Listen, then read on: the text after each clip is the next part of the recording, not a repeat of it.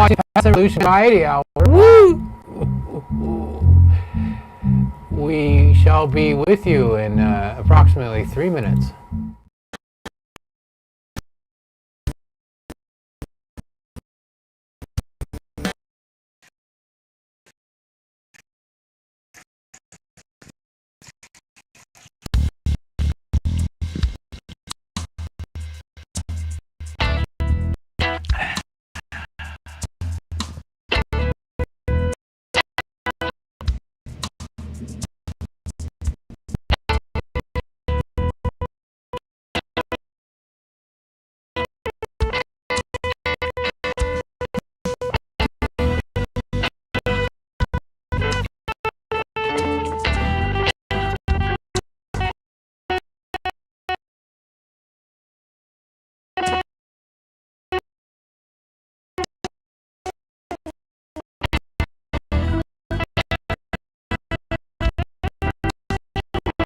I'm standing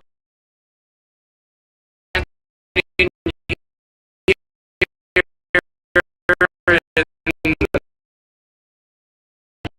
what used to be Mountain Air Studios.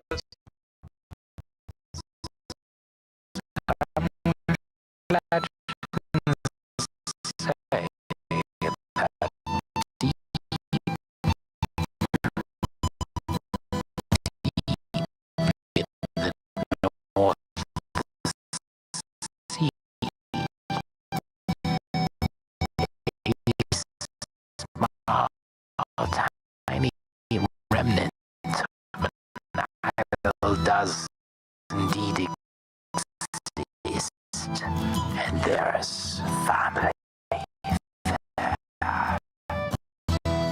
Inhabitants, ancients, a place where the Ulsters and the Daggers, the Irish,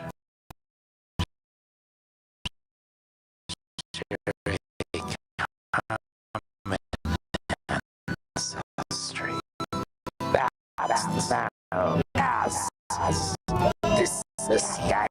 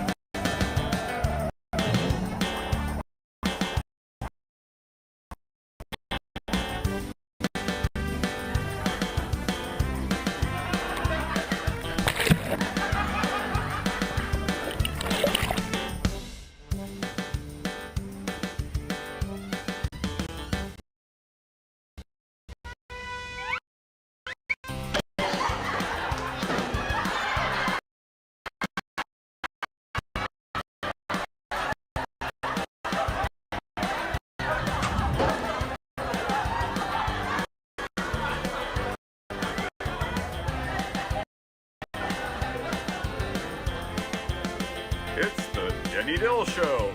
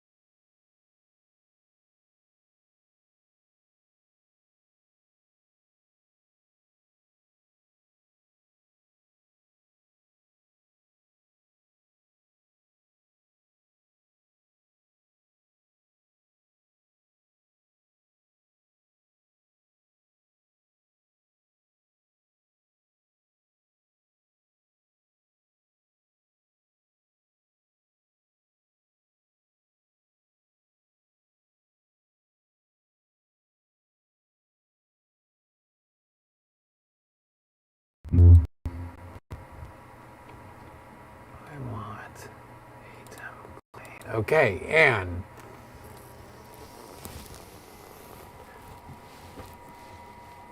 hey Dad, what's the meaning of the birds and the bees?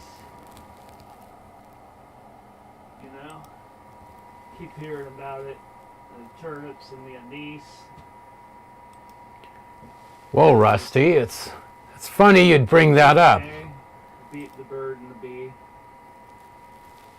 You see, the bird and the bee, it's a term we use to describe sex.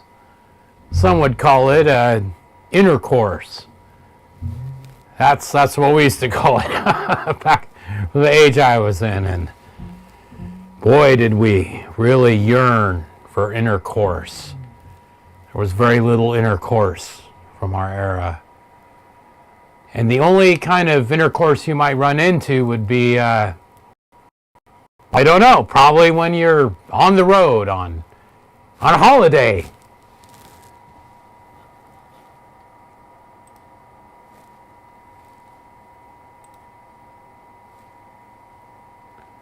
What in the devil? Oh, here we go. Here's something. Well, look at this. It's feeling like a holiday already.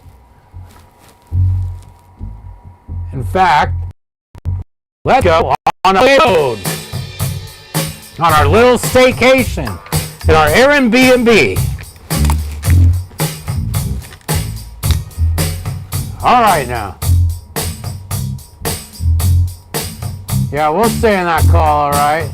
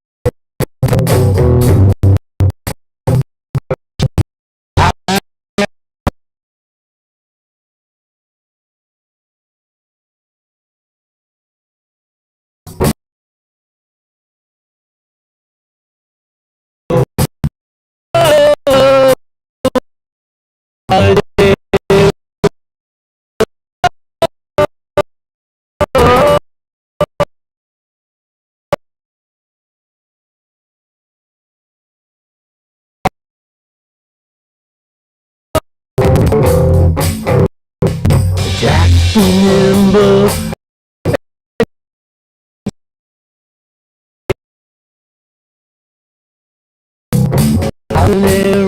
On the west coast.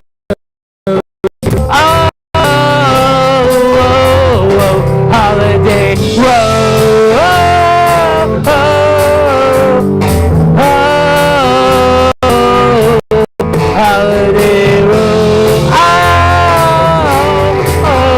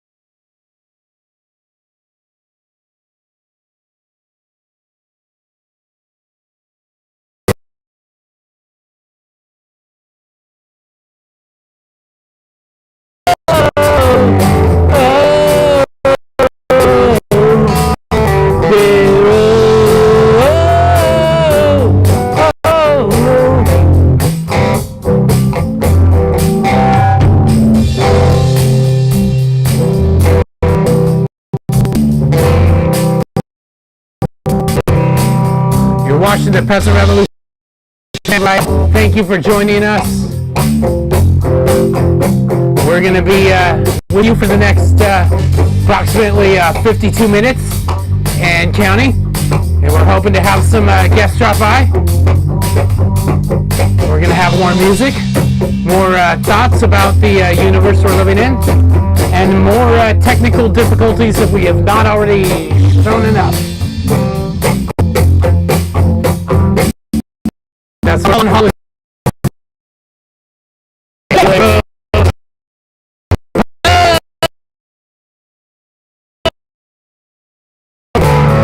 Holiday road.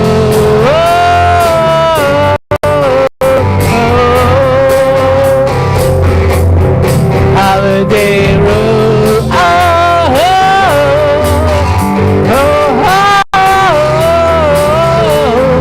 Holiday road.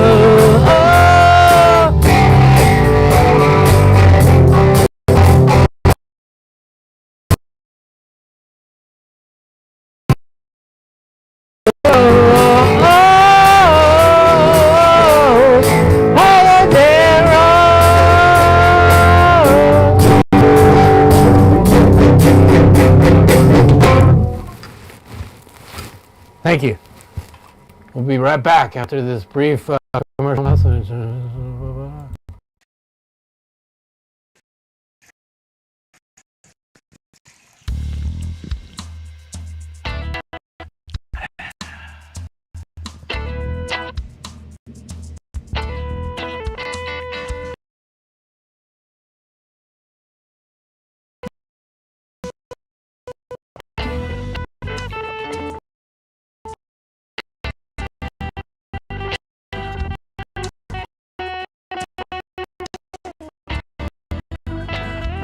I'm standing here in what used to be Mountain Nose. What happened to Mitch? Oh, Mitch, man, he is.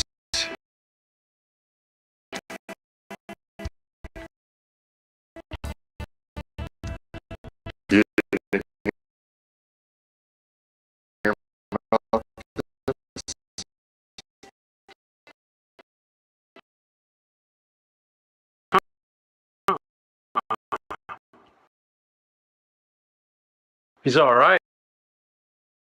I just saw him in '99, He's gone 2000. He's gone off the deep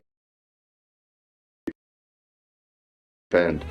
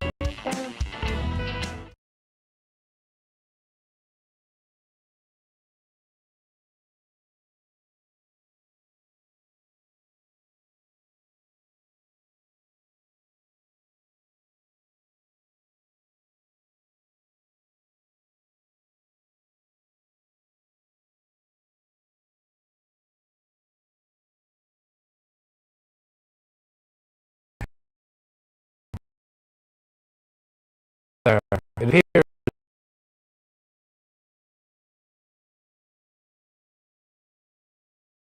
taxing the machines a bit too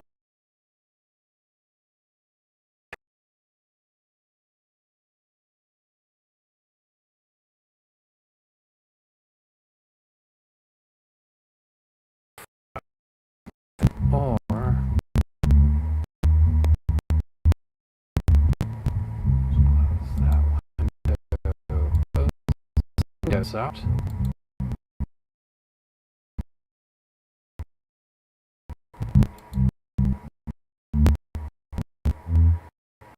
Or have a major. Oh, it looks like we're calming down now a little bit. Okay, hopefully that's a little less.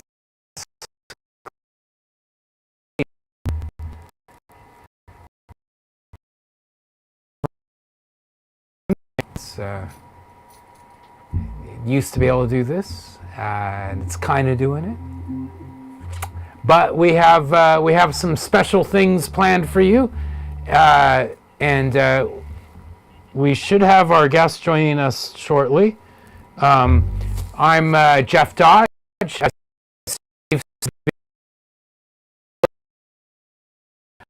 Not too far off camera, observing, providing catering and nourishment for the team. We're glad that you could join us this April 29th. I just have to say there was a number of things to do to get guests in here tonight, and they all failed. All of my efforts failed. So if you're new to the program, this might be new to you. That if you're old to the program, you know that a lot of my efforts fail, and that's why part of my attitude is fail faster, so you can learn faster. And I kind of came up with this new motto. I had this great show the other night, and I was mixing sound for it in this case, not playing it or filming it or starring it or anything. I was just mixing it, and I get the idea of like,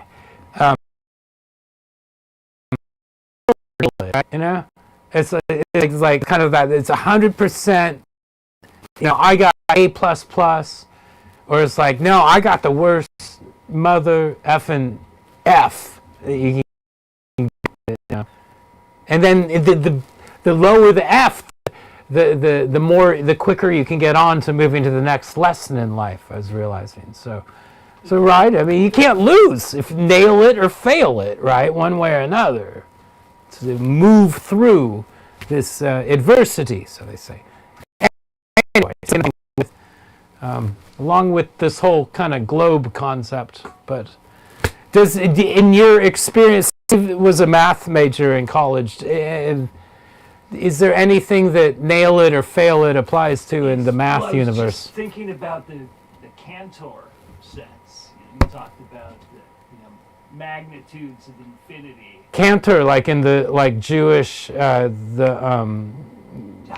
is that one? Sure, it's CANTOR. Yes, Cantor. They have a whole part of them. It's not a. It's like a, not a klezmer thing, but in the traditional someone will be probably yelling at me for this tomorrow. But I have done video work and sound for cantors in synagogues. Oh. Is what I know Cantor from.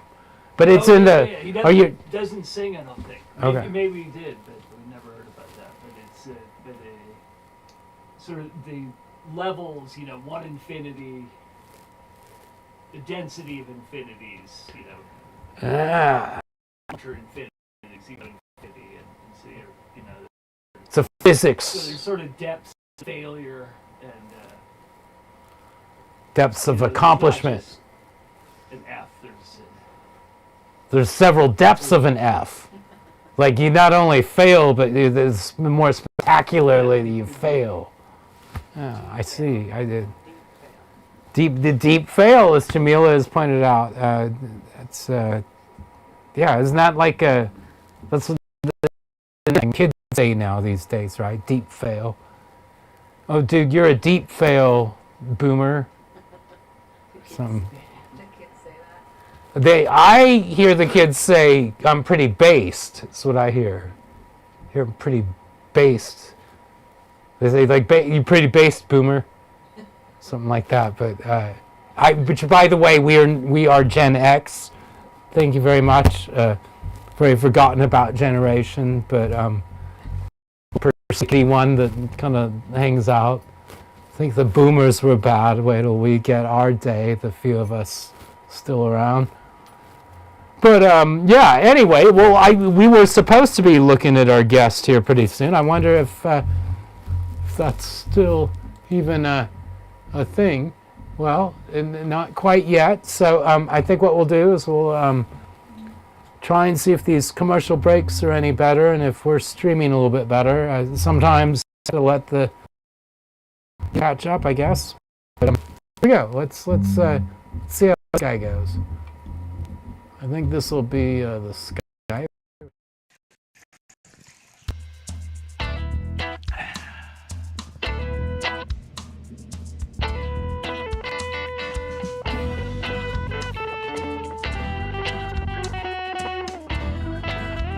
I'm standing here in what used to be Mountain Air Studios.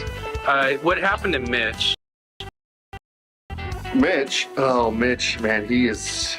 About this? Huh.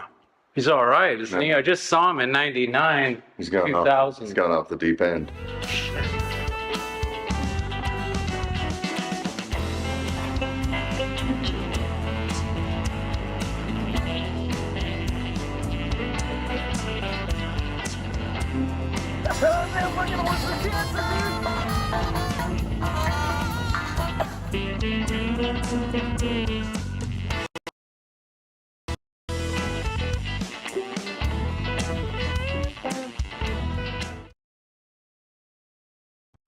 Some legends say that deep in the North Sea, a small, tiny remnant of an isle does indeed exist, and there's family there. Inhabitants, ancients, a place where and the Daggers, the Irish, share a common ancestry. That's the sound. Yes, this is the Irish.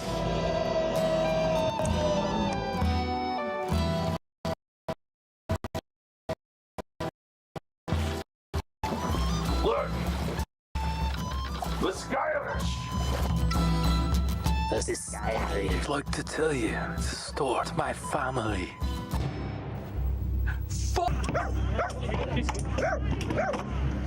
There'll be 2 hits! Me hitting you, and you hit the ground! Lassie, join us in Ireland. I am not properly attired. Well, right, she's not public. Oh, Christ, no, she's not. Cassandra! Do you know the secret password, Lassie? I do not. You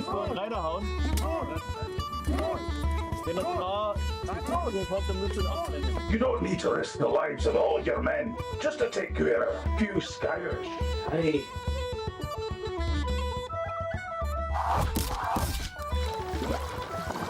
You've come for the Skyrish. Because they are like us. We're different. We've got Viking blood in us. Viking blood in us. Viking blood in us.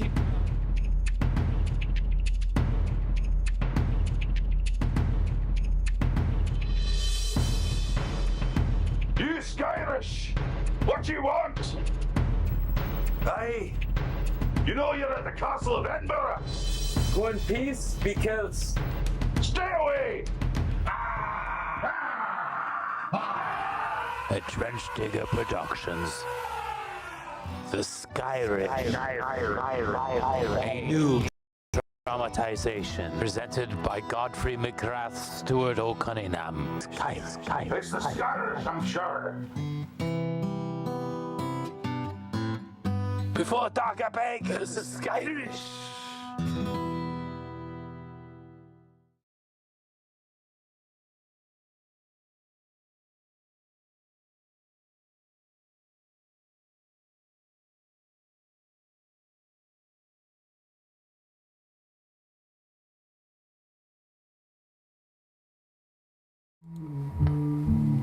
Okay, we're back.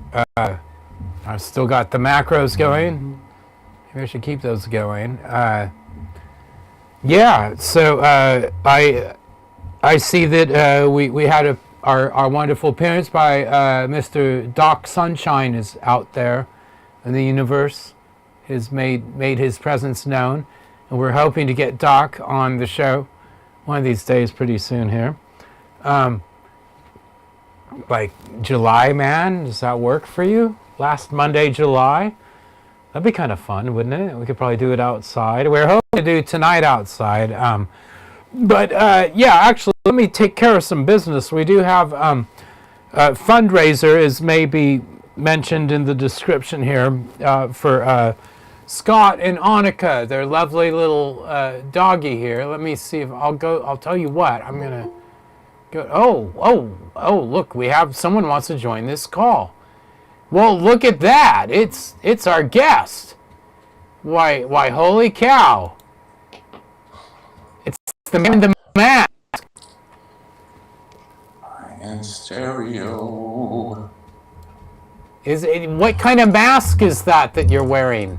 Receiver coming in loud and clear. Hey. Here, Foxman. Can you hear us? Do you see us? Ladies and gentlemen, Mr. Marlon Brando.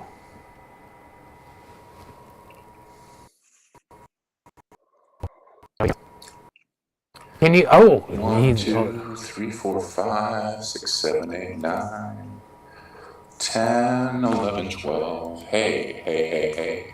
Ladies and gentlemen, Mr. Marlon Brando. Hey. You got me. I'm Stella.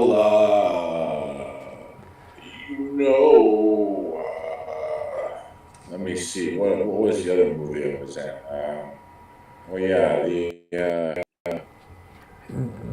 Island of Dr. Moreau.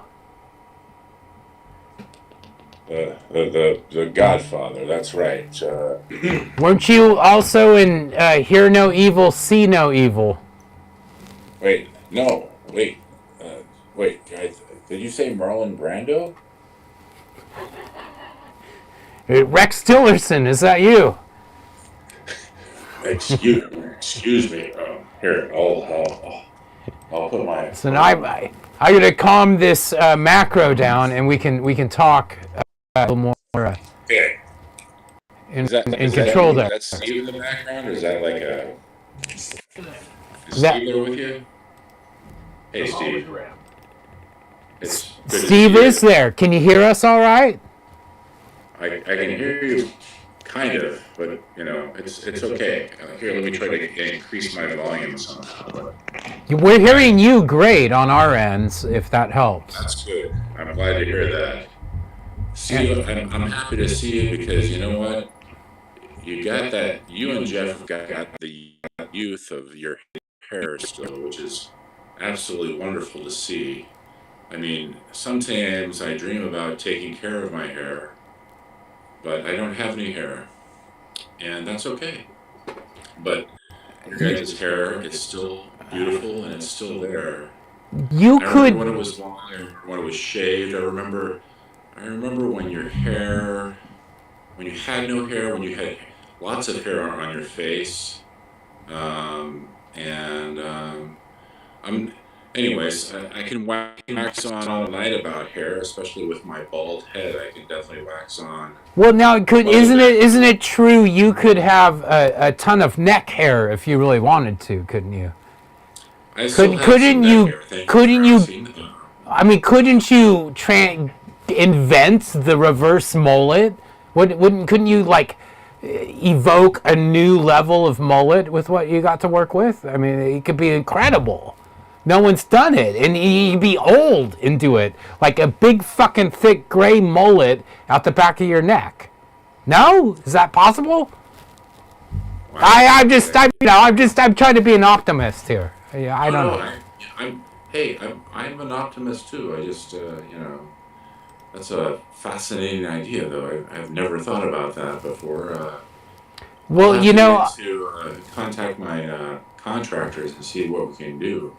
Or the friar tuck was one that always appealed to me. Could you do the friar tuck? Yeah. Yeah.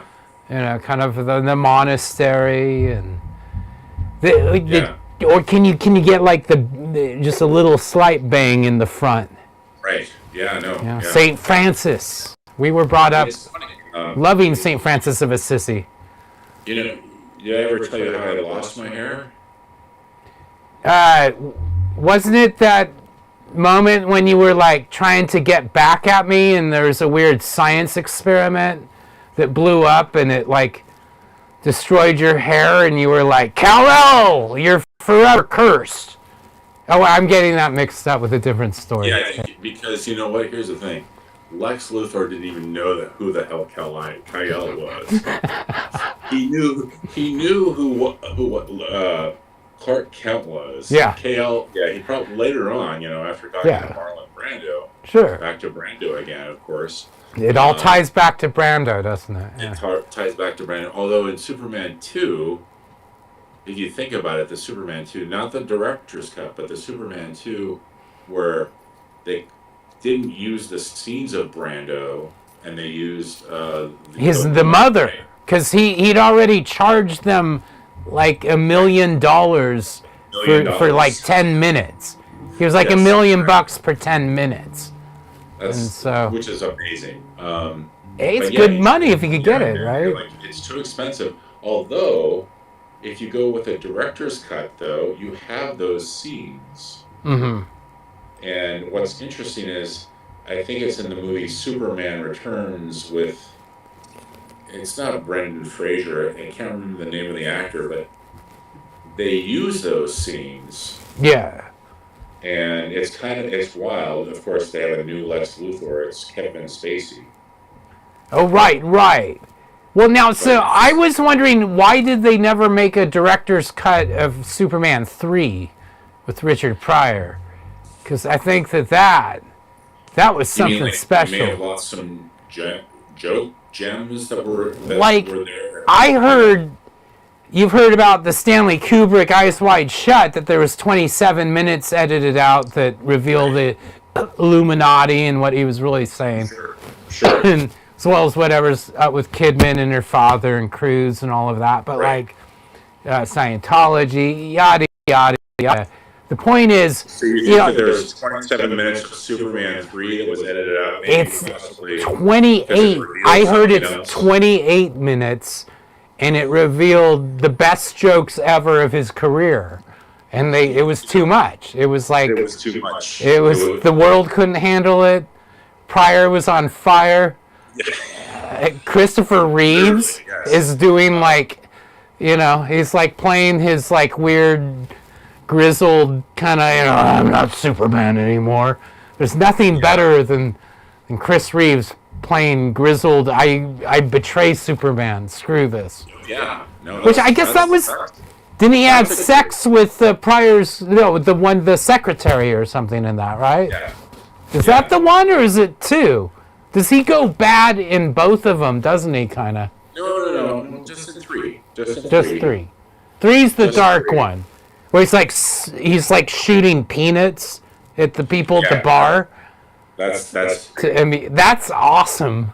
That was freaking awesome. Well, that's what I could watch like 5 Superman movies on that.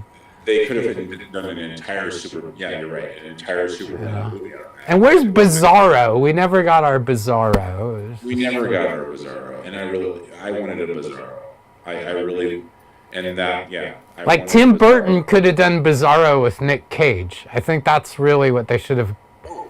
That's what they were going for, wasn't it? Easily, yeah. It would have had lots of lighting. I bet you lots of light effects. I think it would have used a lot of like really basic, like 1995 Windows technology to make him look all like pixely.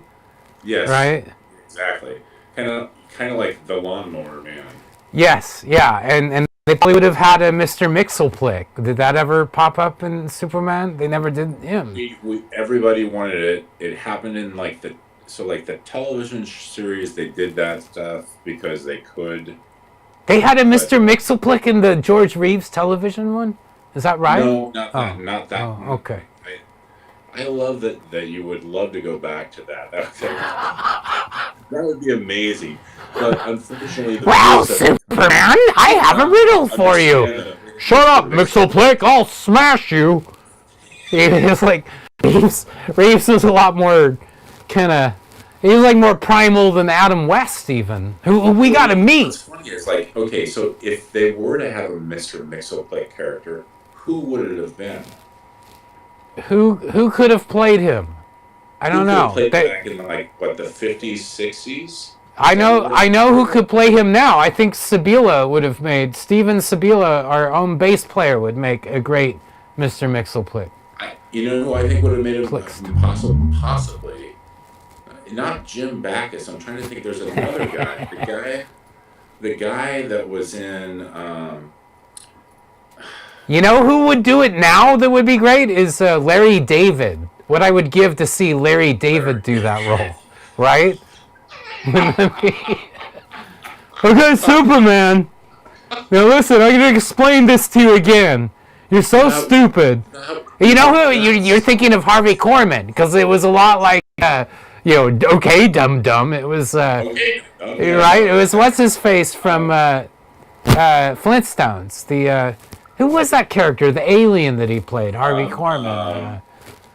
What's his name? Kazoo, the Great Kazoo. The Great Kazoo. See, I think Mr. Mixelplick and the Great Kazoo had a lot in common. Yeah, similar. Dum-dums. Yeah, no, that would have been. Oh, yeah, that would have been great. Which, by the way, if we get into this, I don't know if we've introduced the audience to this yet. Well, yeah. Oh, I was about to say, Dan Palatichuk is here. We also call him Jim Mellon from time to time. The one and the same. We're ripping the mask off. We are exposing ourselves. I'm going to pull my pants down in a second here. But yeah, this is who we really are. No makeup. But while we have your attention, I wanted to. I'm gonna switch the screen over for a second to another little a thing we're doing here. Where is it? It's this will set you up too, Dan. But we wanted to take a moment to get you over to the. Please to support Riley's second rescue GoFundMe donation. Scott and Annika have this wonderful dog. He's doing well. He is had his surgery, and Scott took him out today. We were talking on the phone, and he's pissing golden, beautiful piss. Just he's recovering, and so they got a little bit of a debt here. We can see, Stu Dodge has donated some. And I'm going to go in the behalf of Trench Digger. I'm going to donate right now because do this kind of thing. I'm going to put I'm going to put 60. And if you really care about doing this kind of thing, 71.40. Well, what the fuck is... Okay. Anyway, you do this. You do it publicly. And you show how you are the code. All right, hang on a second here. I'll get that. How am I going to do this without exposing all my... Yeah, but I mean, wasn't that the point of Catholicism, was to kind of like show off what you're donating to? Say like, hey, look at me. I'm generous, right? Wasn't that the point of it? I think it goes. Look how generous I am. Like papal dispensations, right? Like, hey, you can get into heaven. There we go. We have. If you give enough money, but I think we've done it. I'm doing it. We'll see what happens. Yes. They don't do it anymore, but that's how easy it is. That's how easy it is to donate. Your donation wasn't successful. I gotta see customer care. Okay, that is my issue. But for all of you, I'm sure it's going to be much easier. And the link is in our page. And yeah, and I mean, what we're doing. I mean, come on. This is like $25,000 worth of promo we're doing here, right? Anyway, I got some things to point out. I got this other page in here, little thing called Wookie that we used to do way back in in the day, and there's 2 albums. We got one Paradigm, and one's called Karen the Chimp. And Dan, what would you describe is the deal with those 2 albums? What, why, how, when? If I remember correctly, so Karen the Chimp was our first album, and it was like our breakout album, as they would say back in the day, or today, I guess. And I remember this is what I really remember was when you were working on creating the tapes. So it's not like we sent the tapes to like a manufacturer, to like process all this stuff. You would do the tapes. I remember helping you fold the paper, right? I'll get to the music and all that stuff in a second, but just the process of making these tapes to send out to clubs and to promoters and stuff like that, it was a process. It was a long process. And I remember you actually individually using watercolors on the cassettes. Yeah. Am I wrong? Well, I took this watercolor class at Western Oregon, and I didn't want it to go to waste. Not only did I use it for those cassettes and some special design labeling, but like there was once. Do you remember Brad Brandt? Not only my roommate in college, but our roommate in the mythical era when we met Jamila and all of that. That's right. A whole nother episode right there.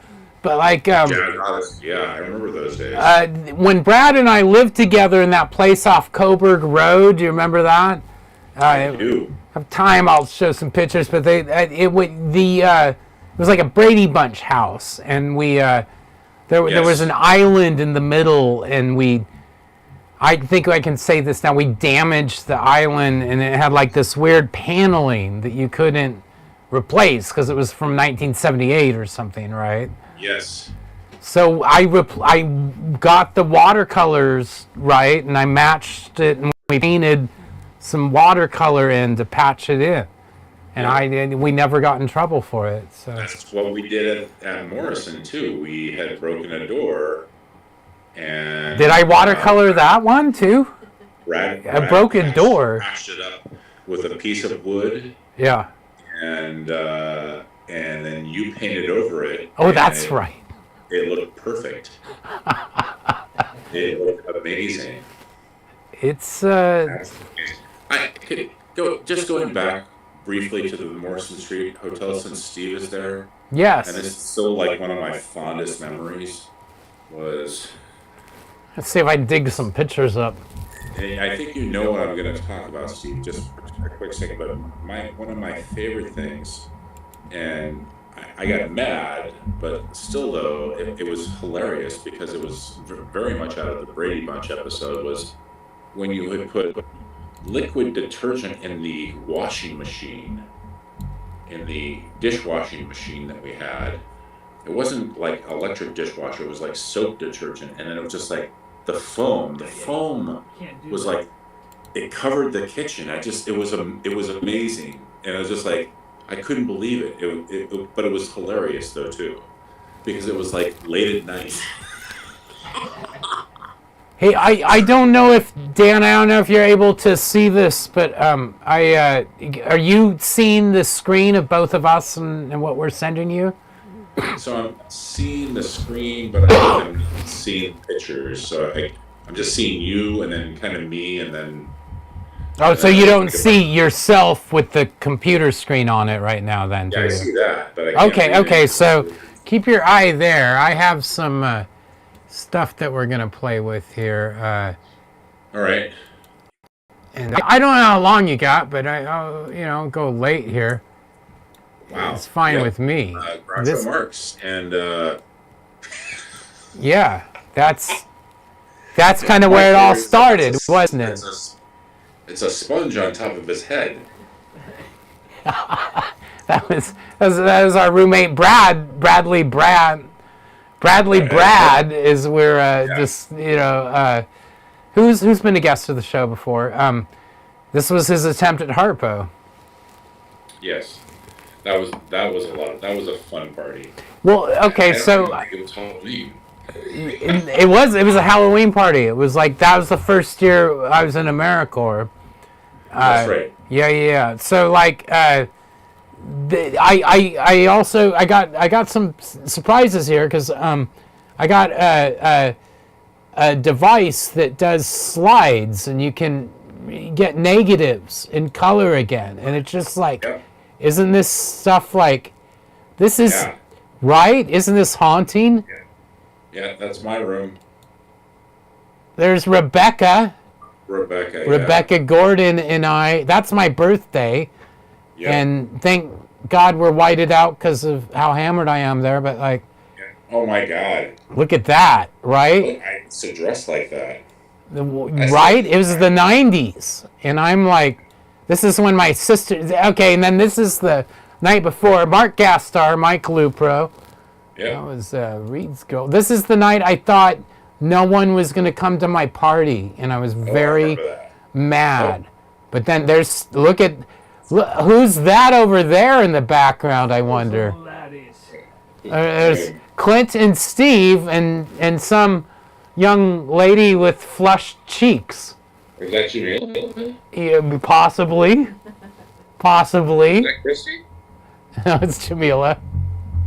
There's our old neighbors, remember them? Yeah. I remember the neighbors, yeah. Yeah, they loved you. Yeah. Daryl Craig. Oh my God, yeah. Adam Newland. Oh my God, yeah. Chris Willow. Will Peabody. Brad Brandt and Teresa, my sister. Speaking of Will, I saw Will back in 2015. That was the last time I saw him. Yeah? Look at that. You like this one? I like that one. Who is that guy? That guy's out of control. Nick Paulson, my God. Oh, yeah. I think the man on the left is a judge now. Yeah. So what band is this? I think that was the original Foo Fighters, but I think they were just called the Foo. the new original Foo? Yes. The new originals. Oh, my God. Yeah, that's... Is that well, the there's space Reed. or the bar of the gods? That's the space room. And that's, yeah. Is that Matt Hall back there? Yeah, this is 90s, folks. That's a great real photo. 90s. Her and I just became Facebook friends again recently. There's Rebecca. Okay, enough of this madness. That's, That's, this security guard, do you remember him? Giving me the tip of the hat. No, that guy did not like, he like 86'd me a few times. He was, I can't remember his name, but he did not, I think it was a Dwayne or a Dwight. It's usually a Dwayne or Dwight working security. But anyway, enough of that madness. We should probably, holy cow, we're burning through the hour here, man. You got time to stick around? I'm going to stick around. I got to go do one thing and then give me a second, okay? Well, why don't you do that thing? Steve and I, we'll take an ad break. Steve and I will perform a song. We'll take another ad break and we'll come back with you and close it out. How's that sound? That sounds great to me. Let's do it. Dan Palatichuk in the house from LA, joining the Peasant Revolution Band Variety Hour. Thank you so much. Having a great time. It's great to see everybody. I mean, it's great to hear. You know what I mean. Yeah, man. Welcome back to P-Town, and we're gonna take a little ad break, pay some bills here, and we're gonna do a song, and we'll be right back with Dan Palatichuk after that. It's the Denny Dill Show with Denny Dill.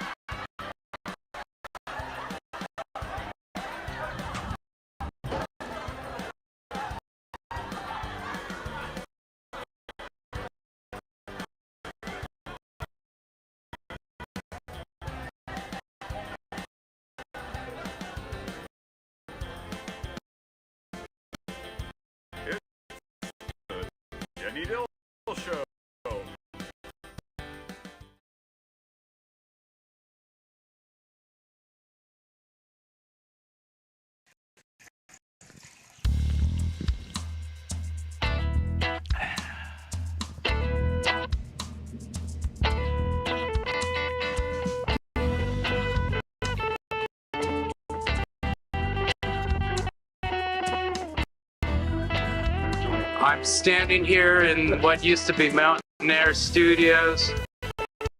What happened to Mitch? Mitch? Oh, Mitch, man, he is... You didn't hear about this? Huh. He's all right, isn't he? I just saw him in 99, He's gone 2000. He's gone off the deep end.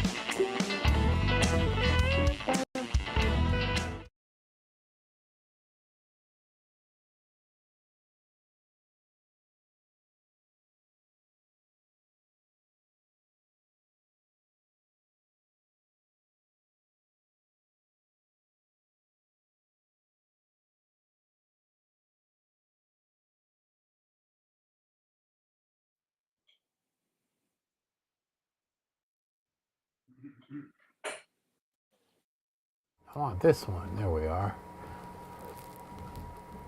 Yeah, man. Yeah, that's close. Yeah.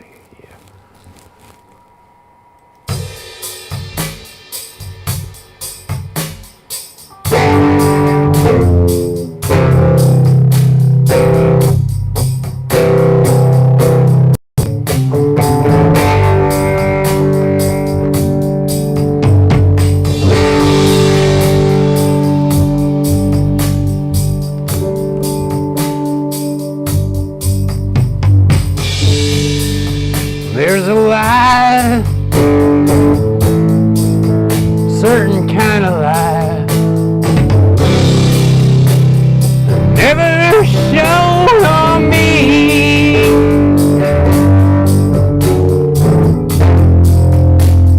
I want my life to be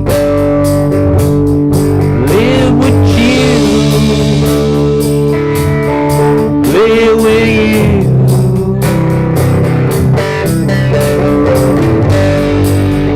There's a way, everybody say, to do each and every little thing.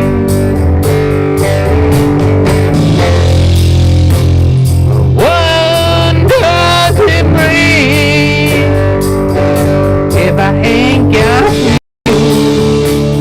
Oh, ain't got. You don't know what it's like,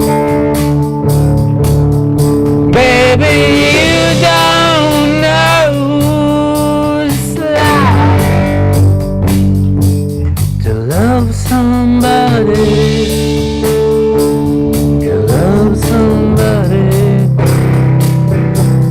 the way I love you.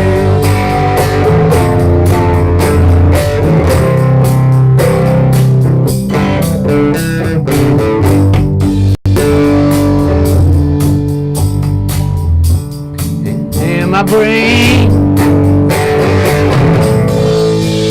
see your face again. I know my frame of mind.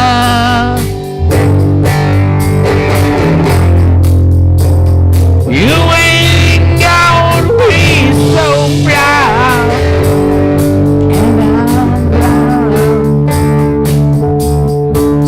so blind.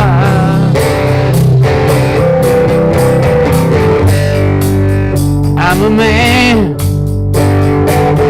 can't you see what I am?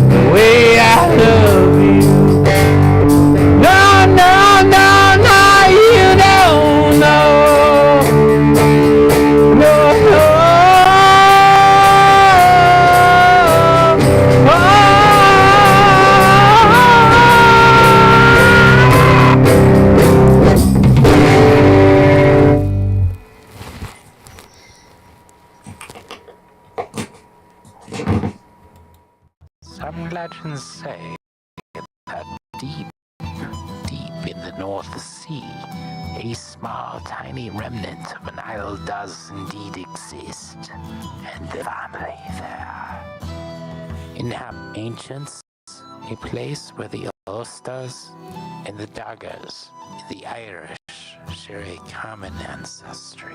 That's the sound. Yes, this is the Skyries.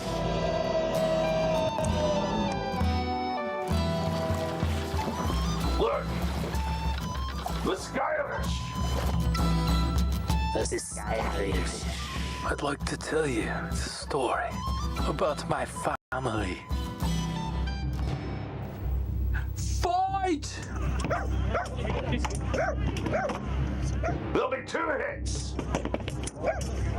Me hitting you, and you hit the ground! Lassie, join us in Skyland. I am not properly attired. Well, she's not public. Oh, Christ, no, she's not. Cassandra! Do you know the secret password, Lassie? I do not. Willst du einen reinhauen? Wenn das klar kommt, dann musst du ihn abblenden. You don't need to risk the lives of all your men just to take care of a few Skyers. Hey.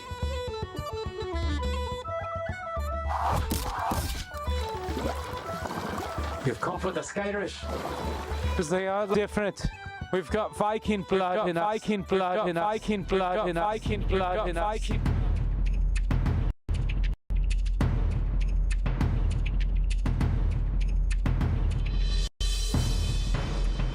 You Skyrish! What do you want? Aye. You know you're at the Castle of Edinburgh. Go in peace, be killed. Stay away! At Trench Digger Productions, the Skyrim, a new dramatization presented by Godfrey McGrath Stewart O'Cunningham. The It's the Skyrish, I'm sure. Before the Skyrim.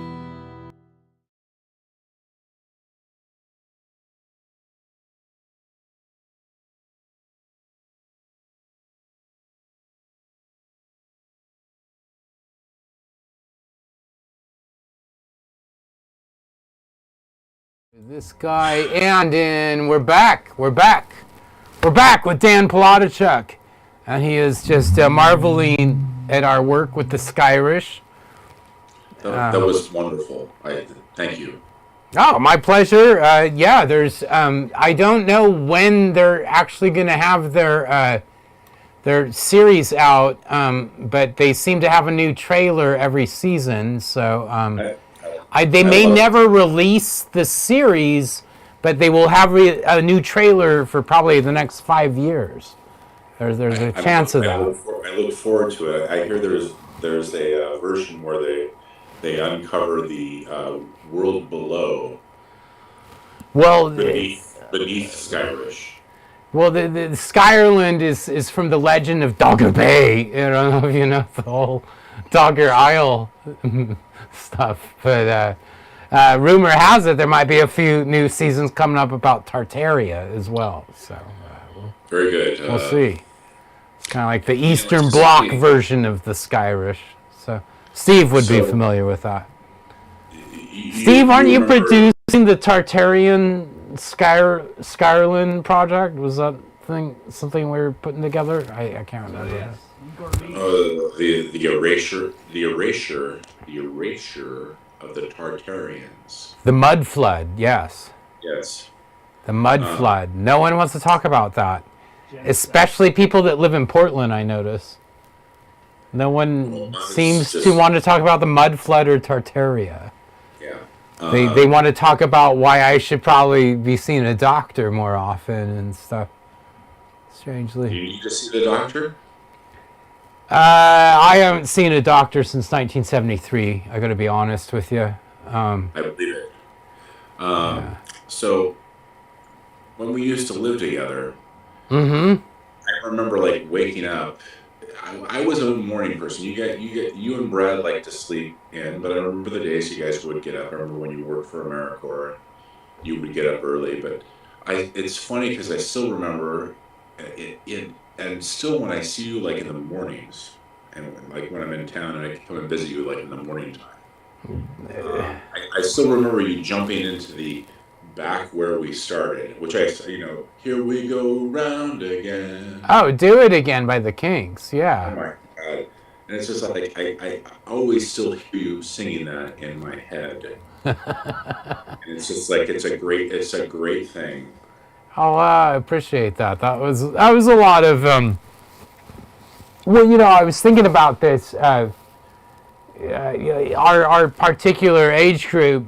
So if the audience doesn't know, Steve, Dan, and I all went to high school together, along with the thumbs up from Tom Nims there, and so we particularly were in this 84 to 88 block, without giving away too much. But I think it's an important period because we're like 13 and 15 when Bernard Getz was getting popular, and there was sort of this like Urban Decay, taxi driver world we were in. Yeah.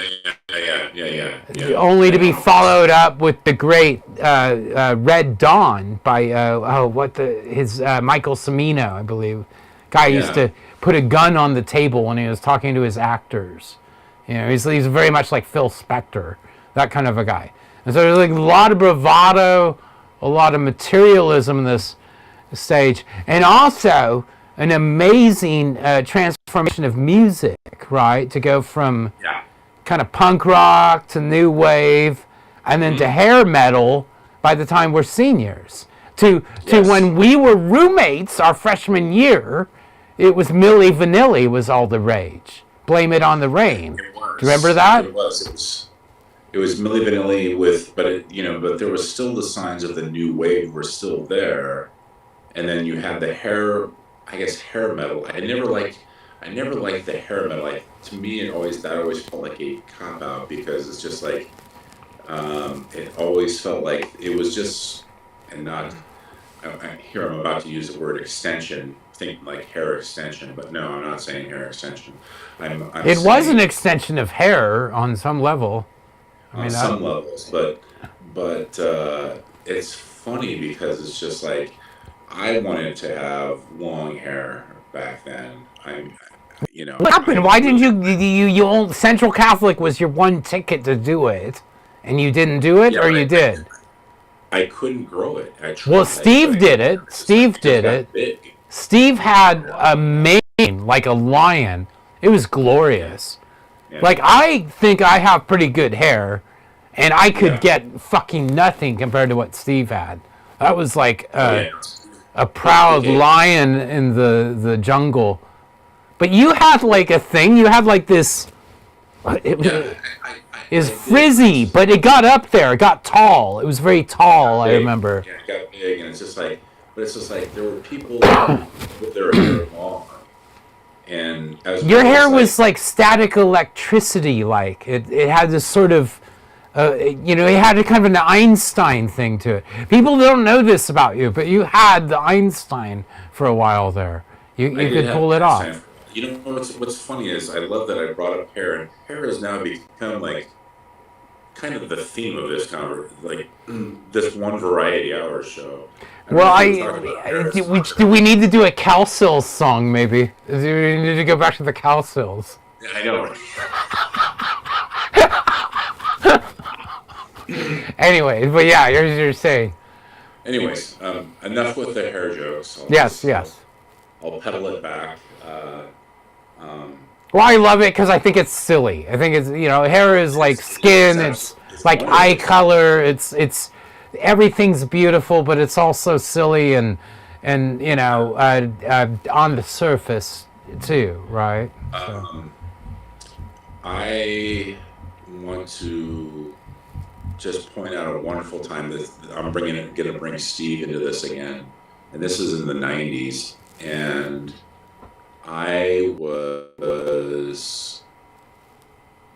had gone over to where you were working. It was the first time I'd ever tried tapas. And you were working at this restaurant, and you set me up with tapas, and the wine was a Spanish wine, and it was one of the best. I still remember it, and it's just like the way the wine flowed, the way it tasted, and just the experience I had. Thank you so much. It's still a memory that I replay in my mind over and over again of this time in the 90s of going downtown Portland and having a wonderful meal, and just, I don't know, your hospitality, Steve, I really appreciate it. Cheers, man. No, that was you and Arvidas were. Oh yeah, our that's best right. guests, yeah. I remember that. Oh my God. Arvidas Sabonis used to be a client for Steve's restaurant quite a bit. Yeah. That's right. This was the Jailblazers era, and I might have photos of that too. But have you guys seen? There's my favorite podcast these days, by the way, is Rasheed Wallace and Bonzi Wells do a podcast with this guy. Yes. It is so good. With, I can't remember his name. Is that no? One with Andre. No, they have guests. I forget the main host guy. He's the podcast is in his name, but yeah, I'm sorry I'm forgetting it. But great show. Back then, I had the beard and the big hair, and who was the coach? Carlissimo. Carlissimo, yeah. That's when we were doing Wookiee. We did they had a poster of that where we made you out to be like Carlissimo. Or maybe I can dig that up. I'm gonna dig that up. You keep going. I can dig that up. I would go downtown, and specifically, I think it might have been the Portland Bite or one of the festivals downtown. People thought I was Carlissimo. For a brief moment, they thought I was Carlissimo, and the reason being is because I was wearing a jacket. Right. You know, and it was hilarious. People would come up to me like, Carlissimo, and I'm like, no, I'm not Carlissimo, but thank you, you know. Oh, I wonder if it would be under, well, it should probably be in here, maybe. Oh, there's so much to dig through. Carlissimo lived at the coin tower. Look at this. Yeah. Morrison Hotel. What's this all about? Here's some, oh, that's what we were just through, wasn't it? There's a lot of stuff. Oh, yeah, and then there's this Carson Gravner stuff's pretty fun. That's right. That's right, Carson Gravner and Melon. What, are we at Iodine? Well, this is, so this is Jim Mellon, your nom de jour, is that what they call it in France land, Frankenreich? That's when you had... The Deutschsprache would call it Frankenreich.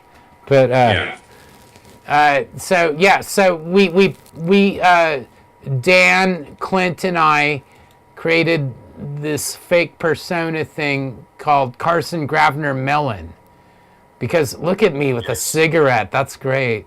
Walk for me. This is a disgusting time in my life. I was really gross there. And you see all these, Look at this. There's okay, so this is the first gig of Carson Gravner Mellon. This is the first time we tried to pull this off. And the idea was that we were like these three old crusty folk singers. Right. Look at us. We're only 25, but we're trying to pull off boomers, right? We were already kind of lampooning this was kind of our fake Eagles band, wasn't it? Yes. It's the Eagles got back together. Well, here's something funny. So I think about that, and it's just am I Glenn Fry? Yeah. In the 80s and 90s, though, there was bands that had the acronym, right? Like Yeah. GTR, guitar, right? Or Who's that guy? TO, and oh my God, that's Look at somebody. that. Oh my, yep. Wow. Look at that. You got the grape. Look at that is Brad Brandt's Tastios on top of the fridge, I believe. And that looks like his pickles. You know, for a while, I think Brad was the only one buying groceries there. Right? You and I always ate out for most of it. So. Yeah, we ate a lot. Yeah. Even for breakfast. Yeah, so most of the cupboards were Brad. That was a horrible look at what I was doing to people. Come to my room. Hang out here. And there I am with Elvis. Yeah. Yes. Oh yeah. Oh yeah. Oh my God. That's Elvis. He just had a big thing, I think, recently. Did he? And there's Dan and his. There's Dan with hair. Big beard. See, you can fucking grow it long. That's so ridiculous. Look at you. You are a thick, Slavic kind of thing going on. And there's Groucho again. Yeah. All right. Well, enough of this. We're back to where we started from. All right. Well, so Dan, I'm so glad that you're sticking around to do this special episode where we're going to maybe go 3 hours or something. But while we got you, while we're hanging out, where you want to go? Is there anything you want to talk about, look at, any kind of?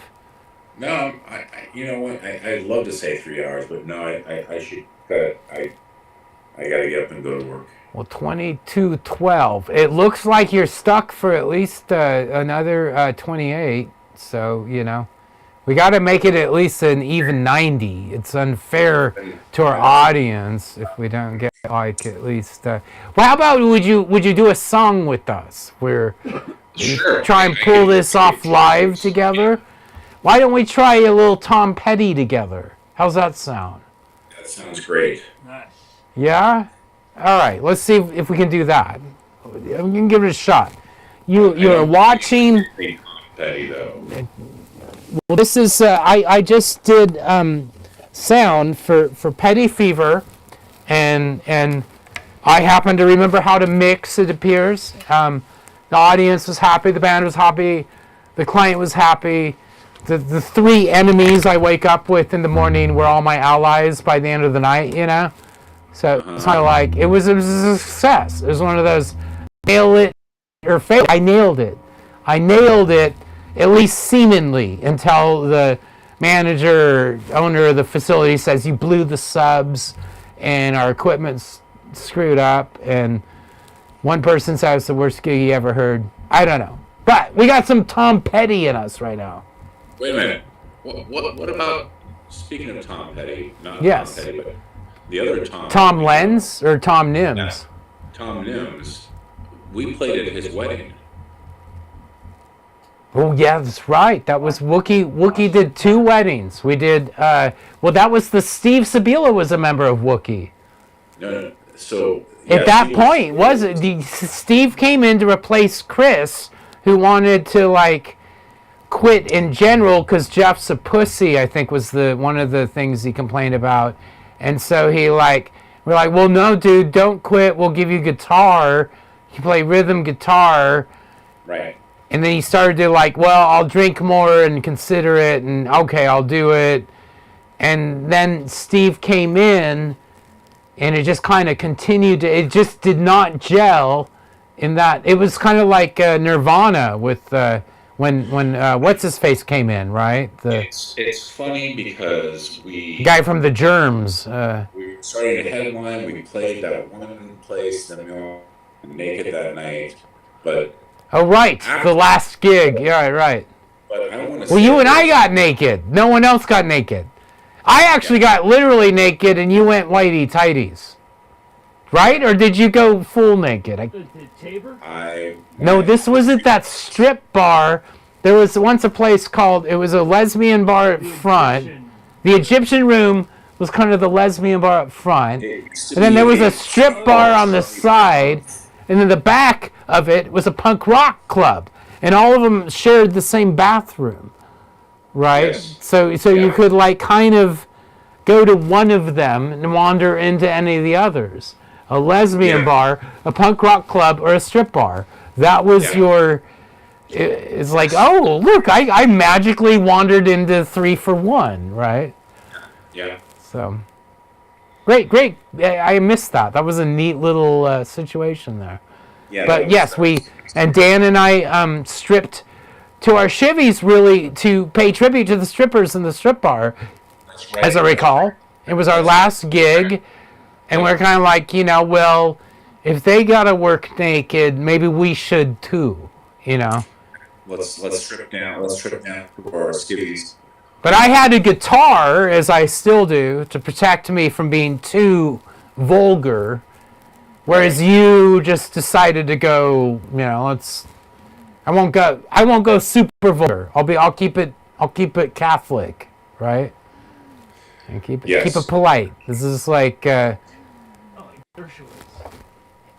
kind of Dershowitz, almost more like Dean Martin and the Shaggy DA. It was almost more like that, I think. It was kind of... Wait, was I the Shaggy DA? You were Dean Martin, yes.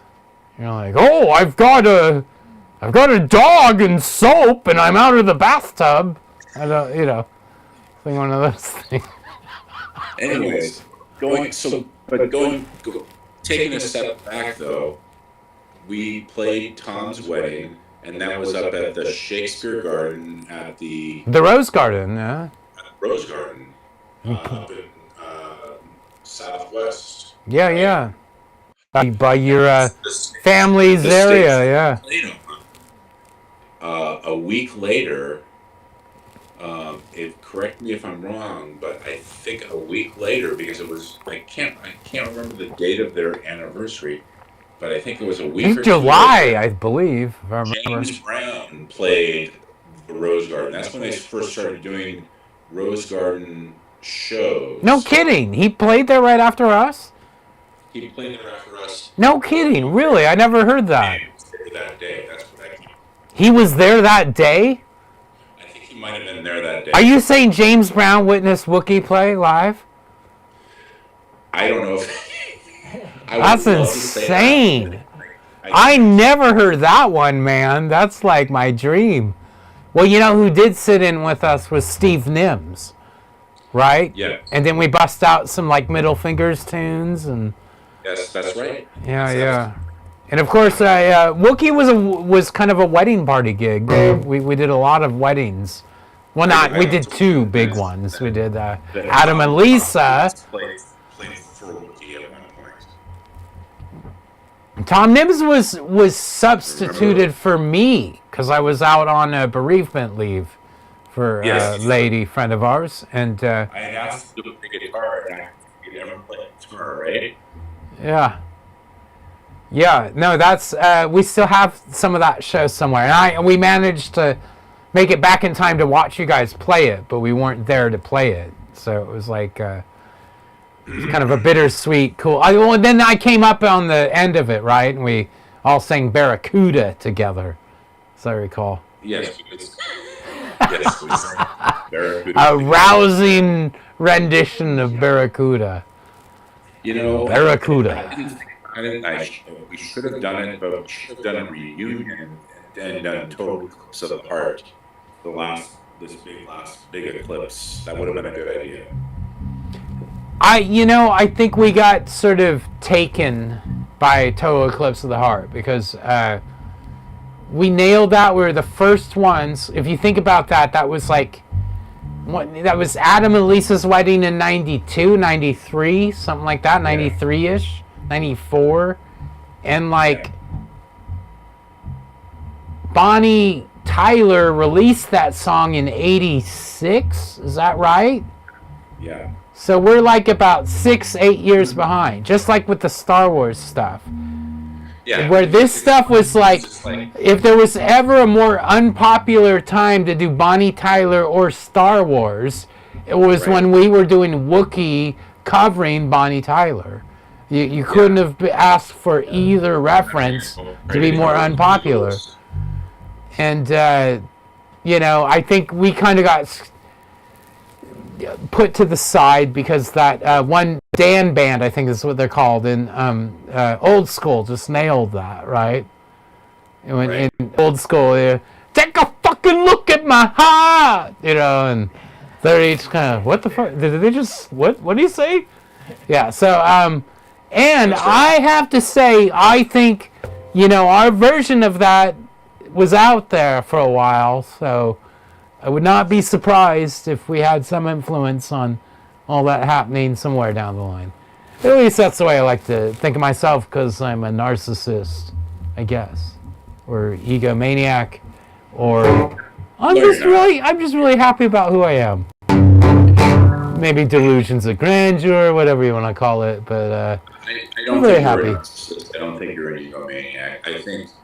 I think it just at the time Certifiable, maybe. that you would push when it came to the band. The musical thing. Yes. You would push the envelope. Yes.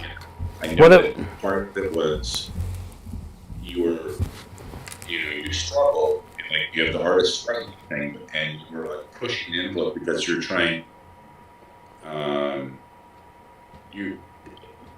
You're trying to find that new thing. You're trying to find a new sound, and it was great, a wonderful experiment. Yeah. Especially, I want to say this: the great things I ever got out of being in Wookiee was the confidence. It was a great confidence builder because I remember you telling me. I don't know who it was, like K-Maker or some other band like that. No, it was Drunk at Abby's. He just passed away recently. Great artist. I did a tribute for him, and J.R. Pella? Yeah, J.R. Pella passed away a couple of years ago, and Luke and I put a thing together for him. It's on if you go to our YouTube channel, you can see the great J.R. Pella and this one show, and he used to perform with the Satin Chaps. But yeah, he just passed away about a year and a half ago. But yes, this is the individual, which I've brought up, I think even on the show a few times, about what inspired you to do Wookiee, right? We were at the Belmonts, watching Drunk at Abby's perform right after High Violets opened, Marshall Plan opened. That's right. You said to me, "You see that? You could do that. Yes. You could do that. You can sing." It's just like, but I don't know how to sing. It's just like, I'll teach you. I'll make you sing. I need a singer. It's just kind of a monkey can sing. Yeah. Yeah, we did it. Yeah. I personally feel that music and monkeys and rhythm are all kind of, everyone's got a different sense of it, but everyone's still got it, and everyone's got it in them, and music is a language more than a skill. It's just a matter of how much you want to speak it, right? And there's people that are more open to it than others, and you get really, once you get comfortable with it, you learn how to speak it, right? Just like poetry and all that. You do. It's a great, it's a great thing. I mean, because it's just like it added so much to my life, and I'm sorry, it sounded like Oh no, the space aliens, Illuminati or aliens? Which is it? Or both? They're but the same, aren't they? Yeah. J. Edgar Hoover. Oh my God. Your voice now sounds like Rito. Going somewhere solo? Exactly. It's gonna sound like that for the rest of my life. It sounds like All right. Well, I guess we've gotten an hour and a half out of you, and Steve and I are thinking about we should probably break this down on your benefit. Did you want to sing with us and with the Won't Back Down thing? And then we're going to go into our closer. Does that work for you? And you just sing along? my best, yeah. All right. Well, it seems like we're pretty close on timing. What's the closer? Okay. Well, I want to say thank you to the President Revolution and Variety Hour, and to the wonderful host Jeff Dodge. Steve, it's great to see you. I look forward to seeing you in person in the future. Well, yeah. Now that we've got this like free non-Zoom format, we could do this, every 3 days or so. We can just quit our jobs and do this all day. It'd be great. So, wait, what job? I don't have a job to quit. What am I? This is my job. This is my job. Okay, we're gonna try a little experiment here. We're gonna close this thing out. First of all, I just have to say, the town of Portland. I don't know if you knew this, Dan. Well, let's take one last look at that. Look at that big dog. Look at that beautiful pup. He's only 2 years old. Riley, come support Riley, his second rescue.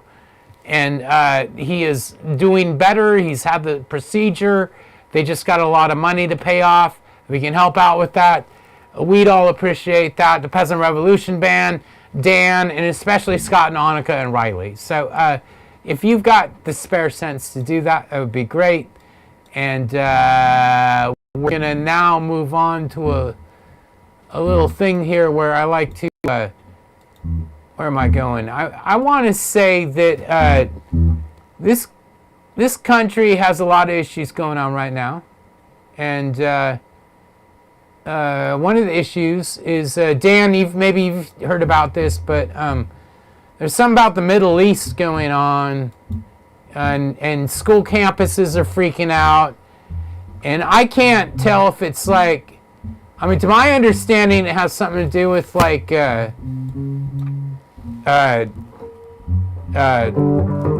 what's his face? The Charlie Hales?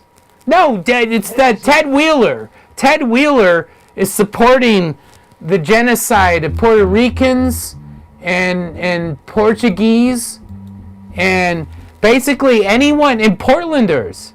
Okay, Ted Wheeler is supporting the genocide of Portlanders, Portuguese, and people from Portugal, people from any port city.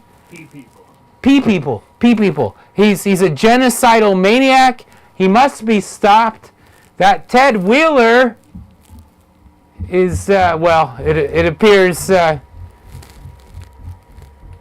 someone has fallen asleep because we did a 2.5 hour special. But I'll tell you, if that Ted Wheeler, Dan, if that Ted Wheeler ever gets to me, I'll tell him what I'll say.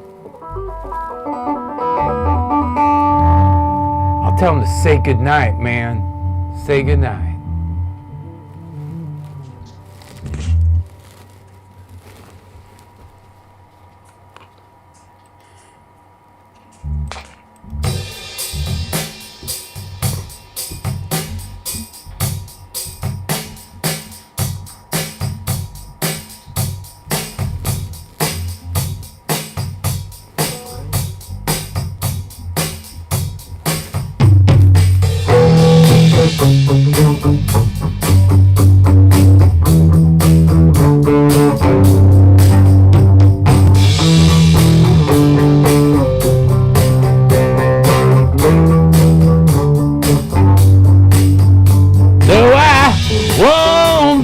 Down, gonna stand my ground.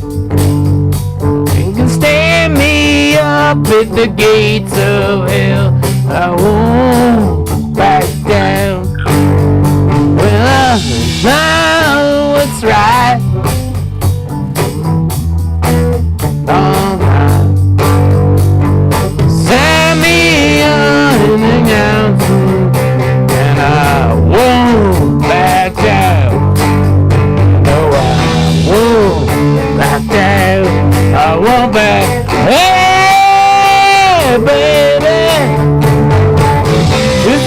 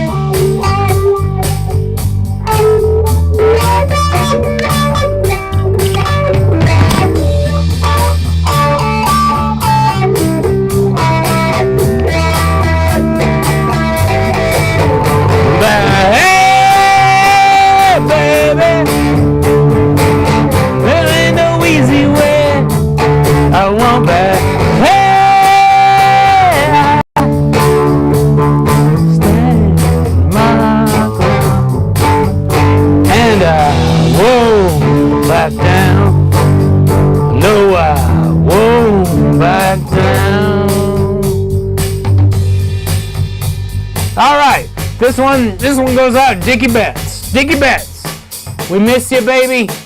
This guy's the man. This goes out to you, Dickie. The feedback on the side sounds. There's new little Dickie here. Good night. Little Dickie. Thank you. Thank you, Danny. Thank you, Danny. Thanks to Dan Palachuk for joining us tonight. And this goes out to Dickie Betts.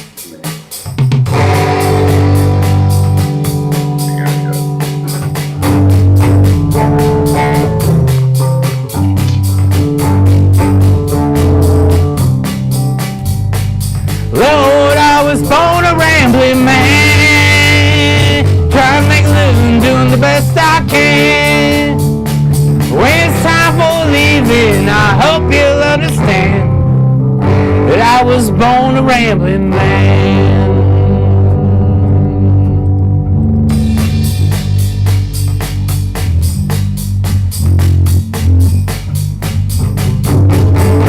I was a gambler down in Georgia, wound up on the wrong end of a gun.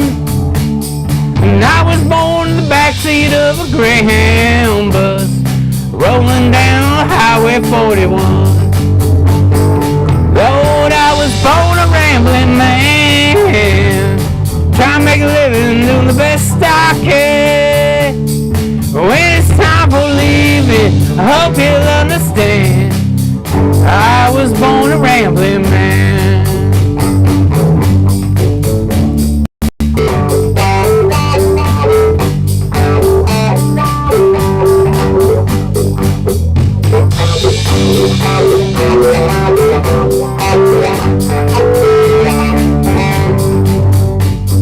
I'm on my way to New Orleans this morning, leaving out of Nashville, Tennessee. They're always having a good time in the bayou, Lord. Delta women think the world of me. Lord, I was born a rambling man, trying to make a living, doing the best I can.